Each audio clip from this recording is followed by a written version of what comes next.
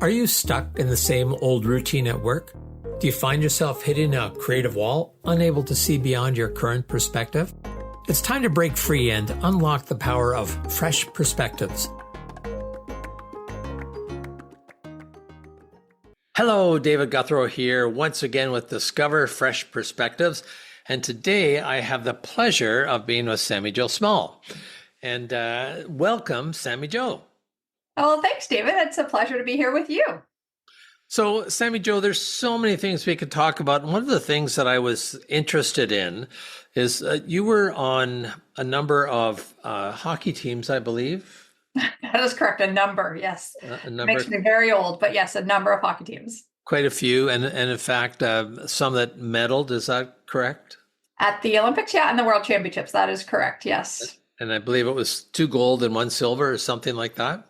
At the Olympics, yeah. And then we also won 5 World Championships and 1 silver. My gosh. And you were a goaltender. That is correct. Yeah. I was on the national team for 10 years, and then I played professionally until the age of 42. So that means you're at least 42. Okay. I won't pursue that. 47. Very proud of it. Yes. Lots of years lived that have been really great to me. So very fortunate. I interviewed someone who was an octogenarian, and he was 86, and he was whining about the fact that he had to get an e-bike because he'd had a knee replacement and he needed the e-bike temporarily so he could keep up with his cycling buddies. So I thought, 47, child. Exactly, right? It all depends on who you hang out with. If you hang out with older people, you feel really young. So do what? Exactly. Or if you hang out with really young people, you feel like you're their age too, right? So yeah, you can kind of pick your friends, right? Yeah, exactly. So, Sami Jo, I imagine most of the time you talk about hockey, but I think you have, how many kids do you have? Just one. We have an 8-year-old daughter. 8-year-old. So, what's it like being a professional athlete and also being a mom? I'm kind of curious about that. And we can talk about hockey later, but that's something that others might be interested in. For sure. So I actually stopped playing when she would have been 4 years old. And to be honest, she didn't really know much about what I was doing, but she got dragged to the rink a lot. I think the hardest year for me as an athlete was when you're still breastfeeding and you are still playing. So you really have to try to figure out your schedule based on when you can train, when you're playing, even between periods, you have to figure it out. And you have to have a really devoted partner that allows you to do that. So my husband is also a 6-time Paralympian in the sport of para hockey, or sledge hockey as it was called. And so now that I don't compete internationally, I still work within hockey and I play a lot of rec hockey. It's a lot easier to sort of morph your schedule around their schedule, but he still is an elite athlete. And so mothers and fathers, we have a pretty equal relationship in marriage, but it does mean that he is on the road for 2 weeks at a time. And I think that's when it's tough, because then, of course, a younger child is always asking where their parents are. Where is he? What is he doing? The fact that we can watch him on TV is really fun, but there's a lot of explanations that has to go into that for sure. But I think it really takes a supportive partner. And I think it's like anybody in a high performing job, whether that's being a CEO or just a job that maybe works a lot of hours, is somebody that is understanding, that's willing to pick up the slack when it gets really, really busy. And then no different for an Olympic athlete. I think it's the same thing. You just have to have other people around you that are willing to do that. And not all women do. I mean, I would say that a lot of my peers along the way had to stop playing because of family commitments, or that was just the choice they made when they were had their first. So I think it correlates a lot with the business world, in that you kind of have to make choices as a woman. You think you can do it all, and you try to do it all, but there's days where you just simply can't, and you need others to help you and support you. Well, so going back to your hockey then, so that's very helpful, because I know that there's a range of responses when people are an elite athlete and they have kids. It just changes everything. It does. Mm-hmm. So what was it like? I'm just trying to imagine the transition from being playing at an Olympic level to then going to a recreation level. Like how did you make that choice and what was that like for you? I mean, So psychologically as well as physically. psychologically, it's tough. So the first year off of the Olympic team for me was 2008. It was actually leading into the 2010 Olympics. There's always changes that go on with the national team. It's not your choice, right? So that is hard. But I continued to play professional hockey or club hockey with my club team, and that really helped me. But not what many women do. Most women, you get to the pinnacle, and it's really hard to regress or take a step back. And it was initially hard, but I think finding the joy in it again was really helpful for me. Just finding the friends, going on road trips, being down by a goal and coming back with your teammates, and all of the reasons that you actually play the game. So I was one of the few that continued to play after I was released from the national team.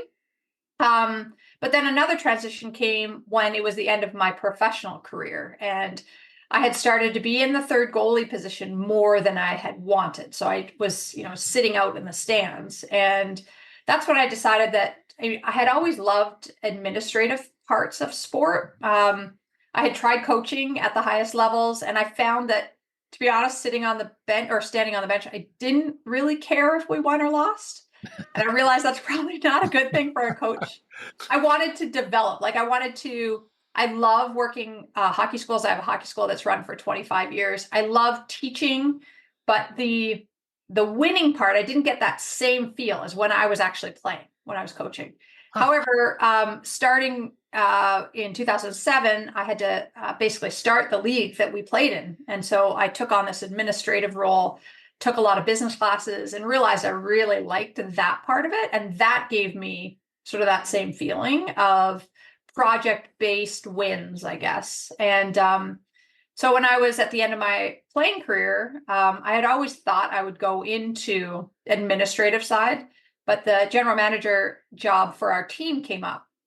And I had had these experiences in sport and business prior, and working as a professional speaker and being around lots of businesses certainly helped me. So I took the leap and went into that. And I think that's what really helped me, was having something to do. I think that's the hardest thing as an elite athlete, is finding something that replaces that feeling, and that feeling of being on a stage, that feeling. And that's what I find speaking does so well for me, is you get a little nervous before you go out there. If you do well, they clap for you at the end. I mean, I guess if you don't do well, they boo also. It's kind of like sports.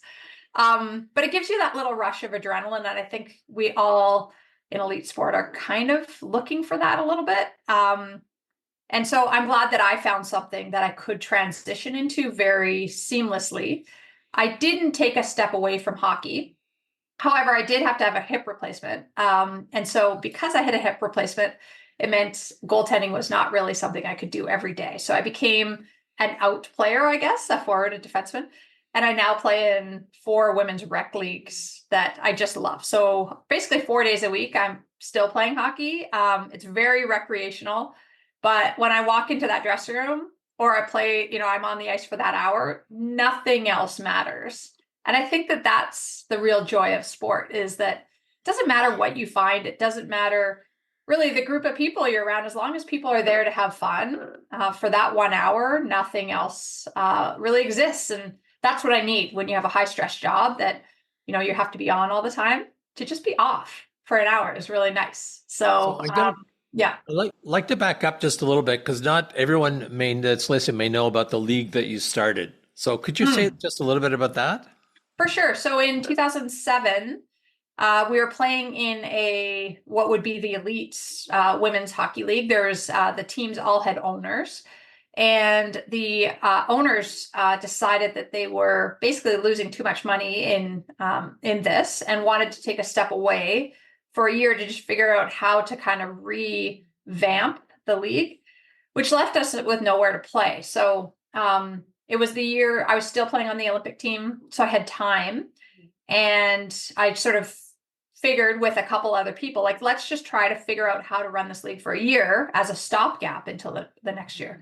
Well, we met with some people downtown Toronto. We created a board. We created uh, you know, basically a charter, league rules. We figured out how to run the buses, where to stay at hotels, how to book the hotels, how to get sponsors.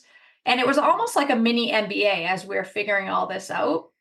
And what we had at the end of the year started from basically nothing, from scratch. We had a viable league that was centrally run, that was kind of banded the players all together and was an all for one for all mentality. So I'm really proud that I was at the start of that and got to help do it. But I also had more time than a lot of my other peers who, if you weren't on the Olympic team, you had to have a job as well. So I didn't have to do that. I could train full time and then had time to be able to start a whole league. And that league existed for the next 13 years. And then other leagues have come and sort of built on that. And we're now where we are today with the Professional Women's Hockey League. Which is crazy. That's great. Wow. Mm-hmm. Now Mm-hmm. I'm gonna zoom forward a little bit too, because you said at one point you were just standing there. It didn't matter whether you won or lost. Did that did you move into a position where winning became important once again to you? No. I Wow. never. So it's interesting so this year I was the president of the Toronto Six. So that's a women's professional team that existed up until this past summer in the Premier Hockey Federation, which is a league that got bought out by the new league. And so as president, my wins were very different. My wins were trying to fill the arena. My wins were trying to negotiate contracts. My wins were very, very different than the wins and losses. However, I must admit that when we got into the playoff run, and you're cheering on a team, you certainly celebrate a lot more when you win. And in the end, we won the Isabel Cup, the championship for women's professional hockey. And it was down in Arizona. We won in overtime, and we were up in a suite with sort of the owners and general manager and president, and all the people that had gone down. And I mean, we gang piled on top of each other and just were so excited. And so certainly those moments are still there, but it's not the same. You don't seek them out as much. They come and you enjoy them. But I think overall, the health of the organization was my win versus being behind the bench and caring whether, we're up 5-2 or down 3-2 or whatever. Yeah, I was more concerned about each individual growing as people and valuing that individuals than I was necessarily about the end result. I guess they say it very corny. It's about the journey, not the destination. Well, that's a wonderful transition. And it made me think about when they were interviewing some of the Apollo astronauts who'd landed on the moon. It's like, you've landed on the moon. What next? Yeah. Right. And some went on to do some pretty cool things, and others not so much. So, you obviously took being at the peak and turned it into something, wonderful. Instead of just stopping, you've kept on going, just in a different direction. Well, it's interesting because I think that people assume that Olympic athletes are very high performing individuals. But that's not always the case. I think you come to sport, you come to being good at something in all different ways. And some, it's because they've worked tremendously hard and are so driven. And others are just incredibly talented and might have this free spirit. So what people decide to do after is really interesting. I mean, the route to women's elite level hockey is through a lot of good schools in the United States. So a lot of these women come through very educated. And so at the end, a lot are going on to do what we would say are, contributing more to society. However, that's not to say that woman that decides to just be a stay-at-home mom with 3 kids has all these valuable experiences that they are teaching and are, imparting on others. But it is very different than men's hockey, where the road to elite men's hockey, usually you leave at 15. You join the Canadian Hockey League, WHL, whatever it is. You're going to a different high school. You're not necessarily with your friends that you grew up with. University is not usually the option. You're trying to play pro and turn pro at 18. So when they are done, now granted, there's a lot more money on the line. When they are done, their outlook is very different too. So you're done at 26, 27, what do you do for the rest of your life? And, I think that we're fortunate in a way in women's hockey that just the system that we tend to pursue gives us a better advantage for the rest of our life. Now, you said you're playing 4 times a week in recreation leagues. And is your hockey school still going? Yes, so that's in its 27th year that I run it in Winnipeg and in Oakville here in Mississauga in Toronto. Wow, that's incredible. That's an incredible legacy. I And know. And to think that I'm that old, I know. Crazy. and you're also a professional speaker. So I am. So let's talk about my main job. That's the real thing I do. Yeah. So let's talk about that. So what do Yeah. you talk about? What are the lessons that you leave behind, and how is what you do different from what other speakers talk about? Yeah, good question. Let's start with maybe how I got into it. When I first joined the national team, you are forced, sort of voluntold, to do a lot of community engagement. So we played across the country in a lot of small towns. Often, we're going into schools, we're going into companies that have maybe supported that game or been sponsors and saying thank you or saying some words. And most of my teammates hated saying anything. And so I didn't mind it. I mean, when I was in high school, I went to French immersion. So I was in the concours d'oratoire. I did the various different speaking things. I mean, I really enjoyed being at the front of a crowd. I think if I could have been a musician, I'm terrible at music. But if I could have been a musician, I think I would have really loved it. But this kind of takes that place. So that's what I felt like when I was doing those community engagements, was that I liked it and nobody else seemed to. And I didn't know why nobody else liked it, because it seemed like you got this sense of gratitude and you got to say a great message about your teammates and share the story of women's hockey to people who maybe didn't know it. So fast forward, when it came time to the end of my hockey career, and I'd done a lot of these engagements near the end of my hockey career, especially after we won the Olympics in 2002, people started to pay me to do these events. And I thought, what? Wow, you can get paid to do these events. So that was eye-opening. I'm a mechanical engineer by trade, and I just always assumed I would go into engineering. But then people started to pay me more and more to do these speaking engagements. So I thought, well, I'll maybe do it until the next crop of Olympians comes through. Because I felt like we would be usurped by the next group of famous people, celebrities. So that's what I did. I did it through the Vancouver Olympics, and I thought, well, the Vancouver Olympics is going to provide for a lot of superstars, so probably go into engineering at that point. But in a couple of years prior to the Vancouver Olympics, when I decided to go into speaking, I had read a book by Tim Ferriss called The 4-Hour Work Week. Yes, sure. yes. Yeah, you've read it. Yeah. Yep. So in the book, I mean, he says a lot of great things, but there's one section where he says, whatever you do, whatever job you want to pursue, join that association. And so I was like, well, I really like this speaking thing. I wonder if there's other speakers out there. I don't know. So I Google searched it and found the Canadian Association for Professional Speakers, CAPS, which that's how we know each other. And decided to join the association and went to the local Toronto chapter meetings and found some kindred spirits that it's like, wow, there is so many other people that are doing what I love and they're making it their profession. Like they're doing this. They don't have quote unquote the celebrity status that I was, fortunate to come in with. So they had come at it from being an expert in their field and meeting these people such as yourself and many others, realizing that this could be a profession. I started to transform my business for at least a couple of years to think, let's make this something that is at least viable for now.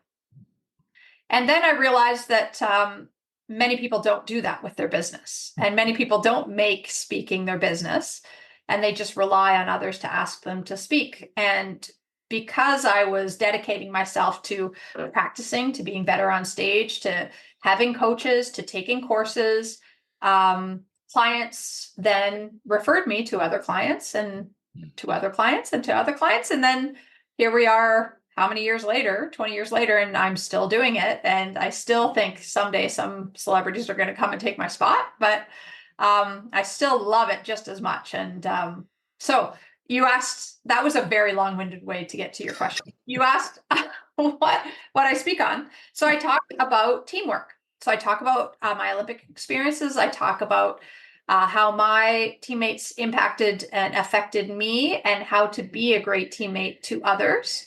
And so it depends on if I'm talking to a corporate client that might be a team themselves. I will talk about how to become a stronger team, some strategies. And if I'm talking to an association where they are not on the same teams, they're taking this message back to their teams. I'm talking more about how to become a better teammate and uplift those people around you and create value in everybody within the team. So that seems like a message that there's always going to be a need for.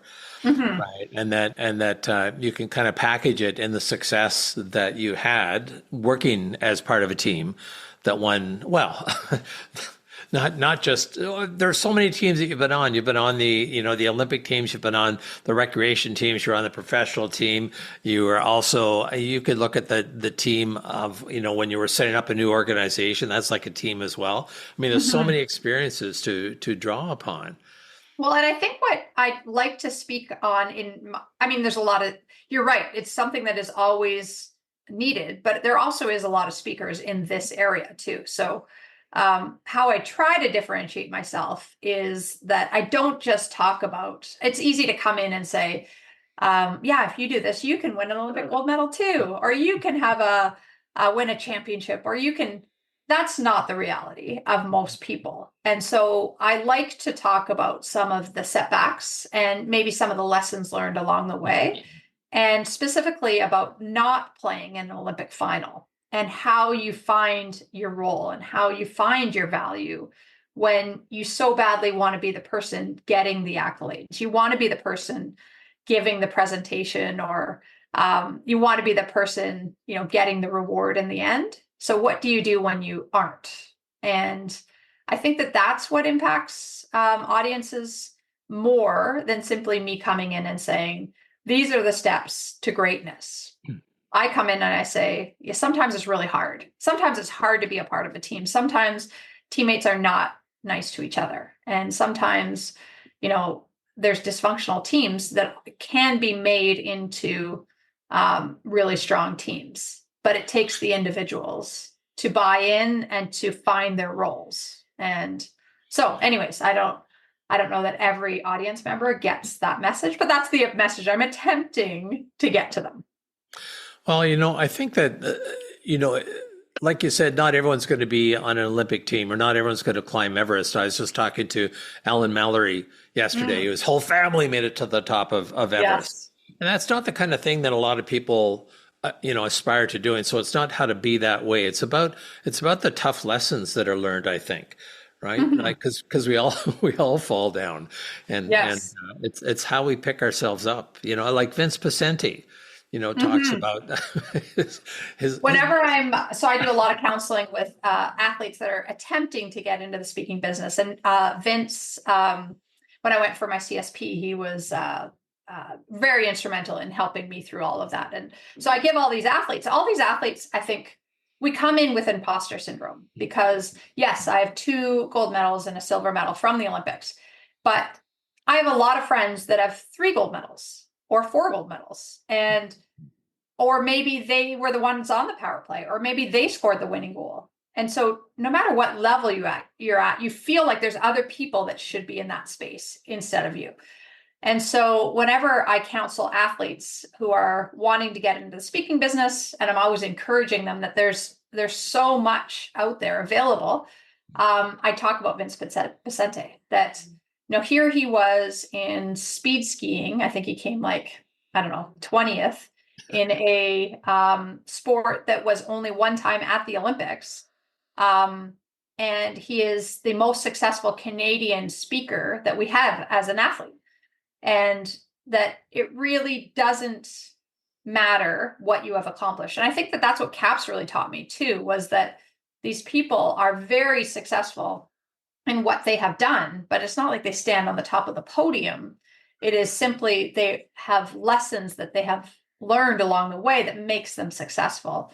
And yes, basically anybody can do what we do is where I'm going with that. That you and I are not any more special than anybody else. We just have chosen to make it our business. We have chosen to make it our profession, and that anybody can really choose to do this. Everybody has a story. Everybody has things that in their life have taught them lessons. And if they are willing to share that message, I think impacts others. And it does take hard work. I mean, you talked earlier about how you took coaching and courses and things like that. So it wasn't just, wow, look at me, I'm on the stage, aren't I great? It was a lot of hard work Right. to get there as well. Yeah, and I think like any business, any profession, if you want to get to the next level, that's what you do. And if you don't, that's okay too. And if you want to just speak at your local organizations, that's okay too. It's the message that you want to impart, and it's the type of business you want to create for yourself. And what I love so much about this profession is that can change from year to year, depending on, I mean, when I had my daughter in that year, I think I maybe only spoke like 5 or 6 times in that entire year. And then other years I might be speaking, 50 to 70 times. I love that you can create the business. You can say yes as much as you want to say yes to, and pursue more as you want to pursue more. So, yeah, it's very flexible. And that's what I tell people getting into this business is that you get to decide. And that's what I love about it. So you could be doing what you're doing and be very successful at it, never having been on an Olympic team is the sense that I get. Exactly. It helps, but that's not the determining factor. It's the hard work, the desire to be there that's done it. Yeah, I think what being on an Olympic team or climbing Everest or doing these monumental things, it gets you on the speaking circuit for a couple of years, for sure.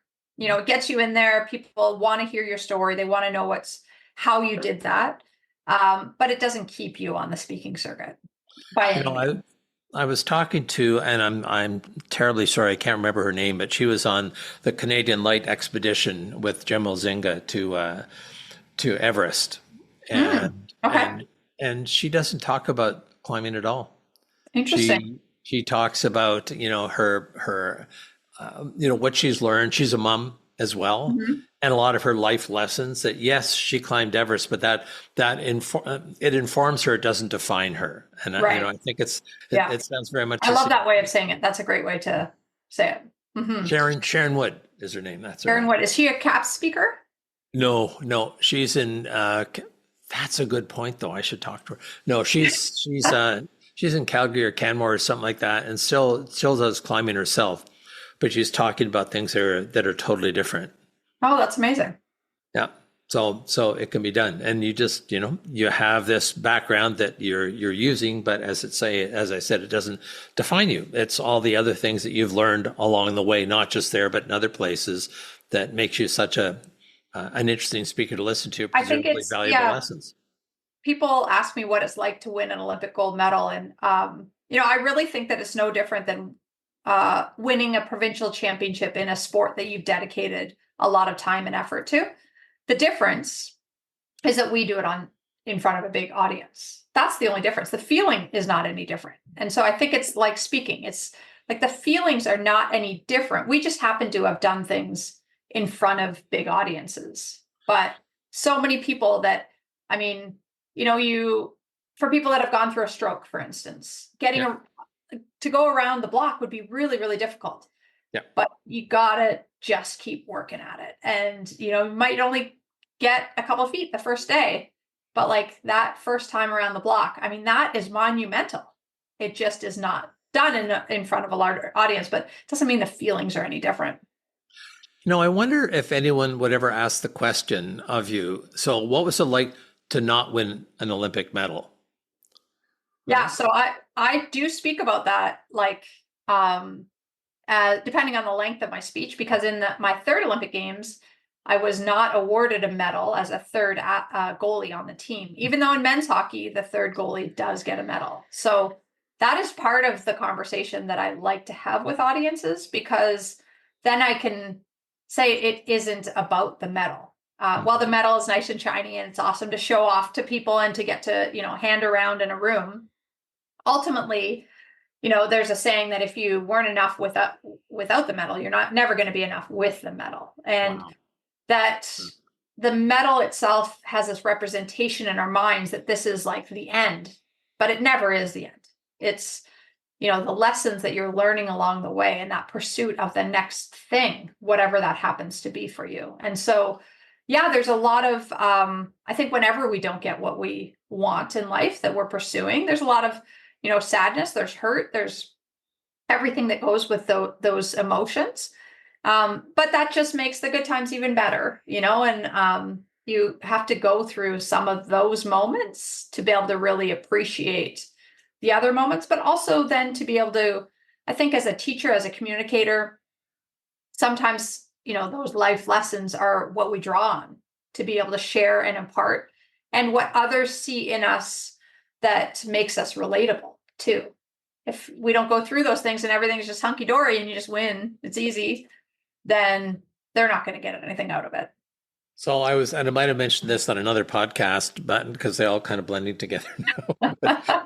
But I was talking to a colleague of mine back in Toronto, and he was referring to a book that he read where one of the comments in it is when you're stuck and there's, you don't feel that there's a path forward. What's one thing that you can do? What's one action you can take without making things worse? So it's like, how do you keep in motion and break through and find something like you found in your speaking career?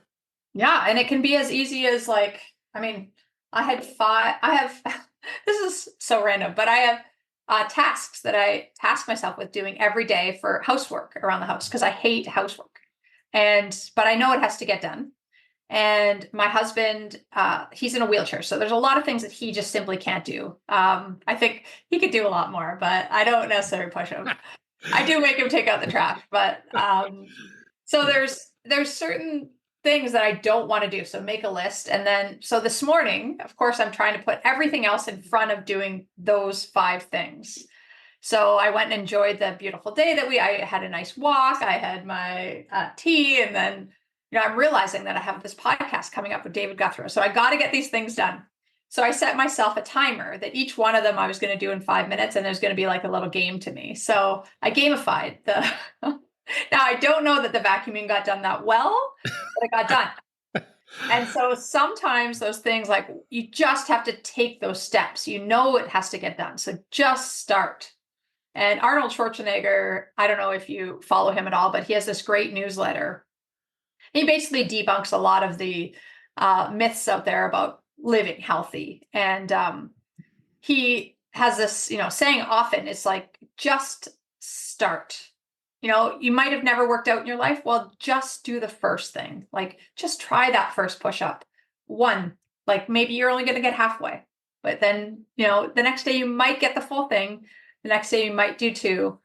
And it's just about continuously improving. I talk about my cross-country running foray, and I was a terrible cross-country runner. I talk about that in my speech, but that it is about simply today being a little bit better than you were yesterday. And I know a lot of speakers talk about that, but that's the reality of being, whether it's an elite athlete or whether it's about simply getting through your task list for the day. You just have to do a little bit more than you did the day before and just be proud of what you accomplished. And it might have been one thing on that list, but be proud of what you did, because that will make you want to do it a little bit better the next day. So that's actually how this podcast got started, right? It was. I love it. Just for fun. You were cross-country running. Yeah, continue. and it came to me as I ran through a puddle that was actually quite deep, and I almost drowned. Yes, and I thought, I think it's time to start. Yeah, I had this epiphany running. Well, Sami Jo, thank you so much for being with me today. And just before we leave, if you had, 1 or 2 things, or maybe as many as 3 that you could say to people who are listening, because I have no idea who's listening to this, that, if you want to get ahead in life, what are a couple of simple tips that you could just get started on? Yeah. Okay. So if you want to get ahead in life, I think, first of all, defining what is success for you, and realizing that you don't have to compete with everybody else. And that happiness is much more fruitful than money. So do things that make you happy. And thirdly, make sure you reach out to friends. not only for yourself to have those people in your life, but to make sure they're doing okay and find out what they're doing. And sometimes when life is hard for you, just living vicariously through somebody else can be so important and so valuable too. So there's 3 things. That's great. Sami Jo, thank you so much. And I'm going to put your contact information in the program notes so that if anyone wants to hire you, everyone's going to want to hire you. How can they get in touch with you? So that'll be awesome. Well, if you can't get David Guthrow because he's already booked, solid, feel free to reach out. Exactly. Or maybe we could do something together. That'd be kind of fun. That would be a joy. I would love that. That'd be hilarious. Okay, well, this is David Guthrow, Discover Fresh Perspectives, and let's just see what fresh perspectives we're going to discover next. Thank you for listening today.